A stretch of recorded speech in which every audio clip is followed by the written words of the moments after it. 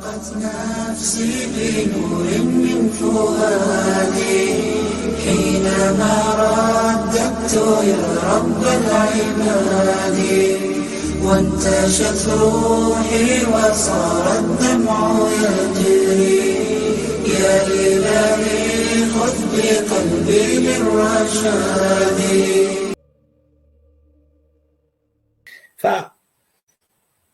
فتفاجأت واحد النهار في القناه ديال الدكتور الفايد، ماشي ديالي انا. تفاجأت باللي الدكتور الفايد خرج على اطار التغذيه اللي كان كيتكلم فيه وبقى كيتكلم فيه، ولكن دخل في واحد الصراع ديني بواحد الطريقه اللي كانت يعني سريعه جدا، بالطريقه اللي كتعرفوها عادي. فانا كنت نتساءل كيفاش يتحول ل 360 درجه، وانا الذي اعرف الدكتور الفايد دون من باش تكون عندي معاه علاقه من قديم. كنت نشوف يعني مده طويله، لان انا ماشي صبي. انا كنت نشوفه في مواقف اللي كان كيدير فيها حلقات في المساجد وندوات، وكنشوف مواقف دينيه مشرفه، وكنشوف جاني واحد النوع من التساؤل. شنو هذا الشيء؟ علاش؟ لحقاش كل واحد عاقل فاش يشوف تغيير كيطرح اسئله. اللي ما كيطرحش اسئله راه غير كيخربق ديال بصح. شكون اللي دفعوا لهذا الصراع؟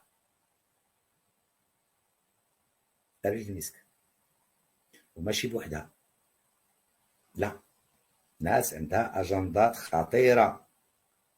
غادي نجيو لهذا الشيء هذا بالتفصيل. ناس عندها اجندات خطيره، غادي نجيو لهذا الشيء هذا بالتفصيل. هذه كيدها عظيم.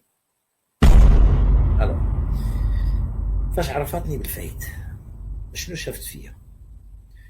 شافت القناه هي عندها اجنده، بغات هاد القناه تكبر لحقاش عندها اجنده، بغات هاد القناه تولي مسموعه ودخل لها الفايد باش يوليو الاتباع ديال الفايد كيجيو لهاد القناه هذه، وهي عندها اجنده. لحقاش الاجنده اللي عندها انا ما كنتش عارفها. الاجنده ديالها هي النهار اللي يوصل الوقت ديال دفع الفايد للصراع هي والناس اللي معاها، تكون حتى هاد القناه ثاني منبر كيهاجم الفقهاء. غادي تسمعوا هذا الشيء هذا، وكاينين شهود وكاين بزاف ديال الحوايج هذه خطيره. وانا جابت لي ايلال حيت درت معاه الحلقه قريته في البلاصه باش نكون معكم واضح. علاش؟ لحقاش حنا ما كناكلو شاي الربيع، لا. قريت الاجنده ديالو في بلاصه الطريقه باش كيهضر، مشيت شفت له الحلقات ديالو، بديت كنبحث حتى واحد طيتو في كنبحث على كل واحد. عندي امكانياتي، عندي طرقي، عندي ناسي، وما خاب من سأل. وكاين ولاد الخير في ذاك الوطن الحبيب، كاين ولاد الخير على مستويات عاليه اللي يمكن لي نتوجه لهم نقول له فلان ديك عطيني نهار نقاد لك المسائل نقول لك شنو كاين. فقريت الاجندات ديال السي ايلال، والله هي مغاربه ولو يجي ما عرف شنو يقول لي، والله واخا يقول لي ما نعرف شنو، الى كارثه بكل المقاييس. اللي بغاني ما غيبني لي قصر، واللي كرهني ما غيحفر لي قدر. ولكن والله حتى نكون معكم صريح، وتبقى للتاريخ وسترون ما سترون بأمهات أعينكم. فذاك السيد مسألة سهلة الله يهنيك، صفة نهائية. باش التنوير له حدود. والله لا دوختيني صحيح البخاري نهاية أسطورة، سأنهي أسطورتك. صفة نهائية باش تجمع راسك شي شوية. من التاريخ الإسلامي ما كتعرفوش، الأجندة ديالك هي تضرب الإسلام. صفة نهائية باش نكون معاك واضح. حنا غادي دابا نرجع السي ايلال، دابا نرجع. فاش عرفتني، فاش طلبات مني باش يجي السي ايلال، كذلك بالدليل والحجه. التاريخ هي اللي تكلمات معايا، والتاريخ اللي فيه هي اللي صيفطات لي الرقم ديال ايلال. دونك الفايده هي اللي جابته، بن فضيل هي اللي جابته، بن عكراش هي اللي جابته، وايلال هي اللي جابته. 4. من بعد السيده غادي تجاوز حدود الوطن الحبيب وغادي تعطيني جوج ديال الاسماء من اليمن. واحد منهم الدكتور عبد ربه الموجي، واحد اخر مبقيتش عاقل السميه ديالو، حتى هما غادي نشرهم، غادي نوريهم لكم في الفيسبوك اللي صيفطات لي وداك الشيء. جابت الفايد، جابت المفضل، جابت بن عكراش، جابت ايلال، جايبه لي جوج من اليمن وقالت لي غتجيب لي جوج من مصر، وباغا تمشي معها في سلطنات عملاش داك الشيء. المساله ولات مفزعه. اذن هنا وليت انا امام اجنده، كاينه اجنده دوليه اللي هي خطيره، اللي تجاوزت الحرب على الشيوخ مساكن والفقهاء، اللي تجاوزت كل الحدود. كاينه اجنده دوليه اللي هي خطيره، اللي تجاوزت الحرب على الشيوخ مساكن والفقهاء، اللي تجاوزت كل الحدود. تقسيم الشعب المغربي على اسس دينيه. اللي كيحبوا الشيوخ غادي ينصروا الشيوخ، واللي كيحبوا الفيض غادي ينصروا الفيض، وغادي يوقع الصدام. والناس اللي مالين الاجنده جالسين مع راسهم تيهضروا في القنوات ديالهم مرتاحين عادي. هنا وصلت القضيه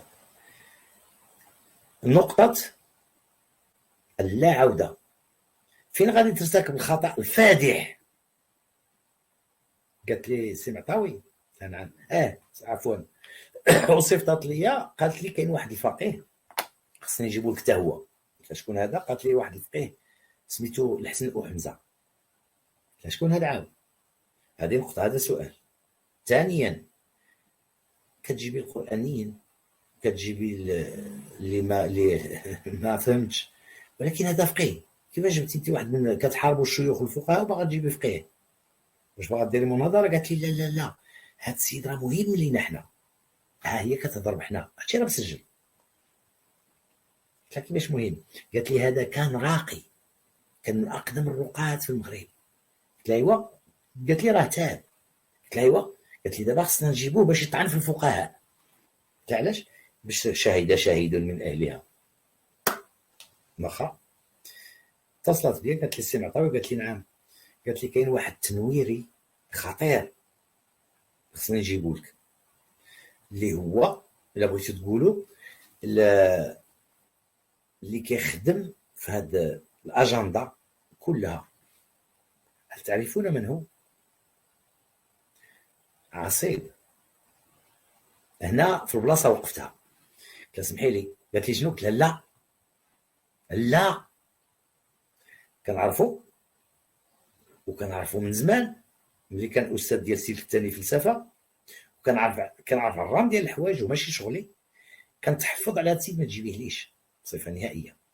تما صعرات لا وراه مفكر وراه معانا وحنا كنخدمو كاملين. لا ما تجيبيهليش. قالت لي خصك تعرف انا لقيته مع الدكتور ومع هو وايلال راهم كينسقوا.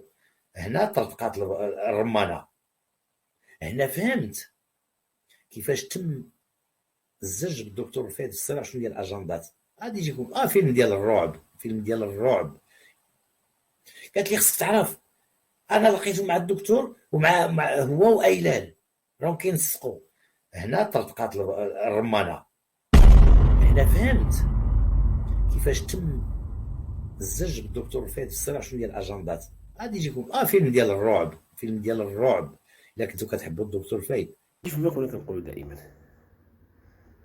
ان هناك اجنده، هناك مخططات، هناك اهداف وغايات، جبهات مختلفه، اسلحه متنوعه. الهدف واحد هو استئصال شأفة الاسلام.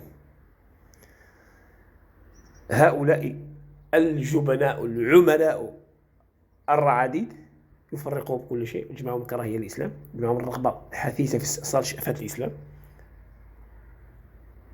بدأت ولله الحمد تظهر أصوات حرة، أصوات بحس وطني عالي، أصوات غيورة، أصوات لعقلاء، لأذكياء، لمتفطنين، لأكياس يفهمون اللعبة وقواعد اللعبة وما يجري ومن يديرها وكيف تدار.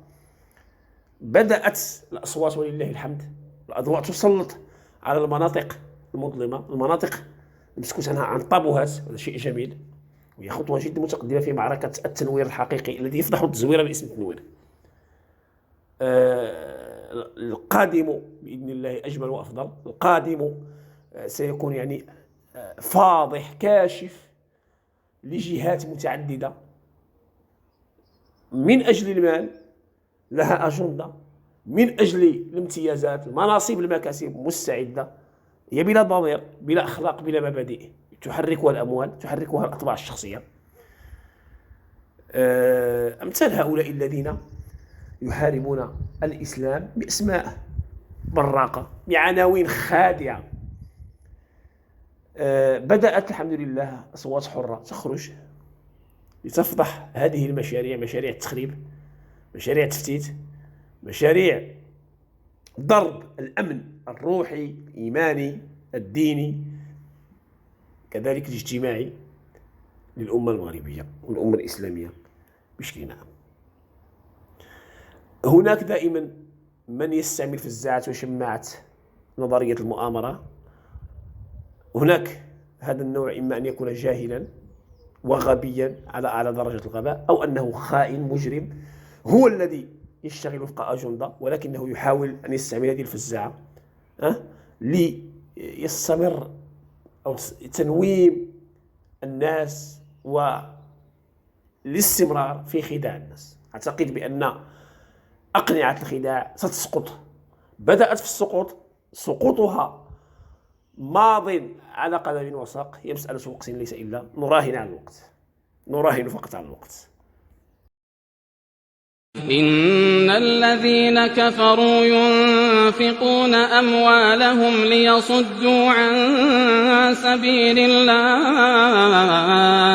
فسينفقونها ثم تكون عليهم حسرة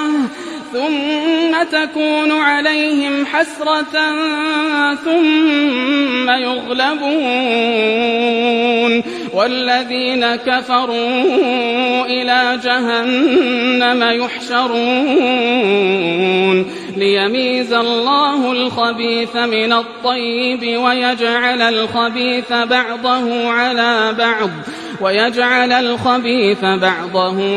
بعض فيركمه جميعا فيجعله في جهنم أولئك هم الخاسرون.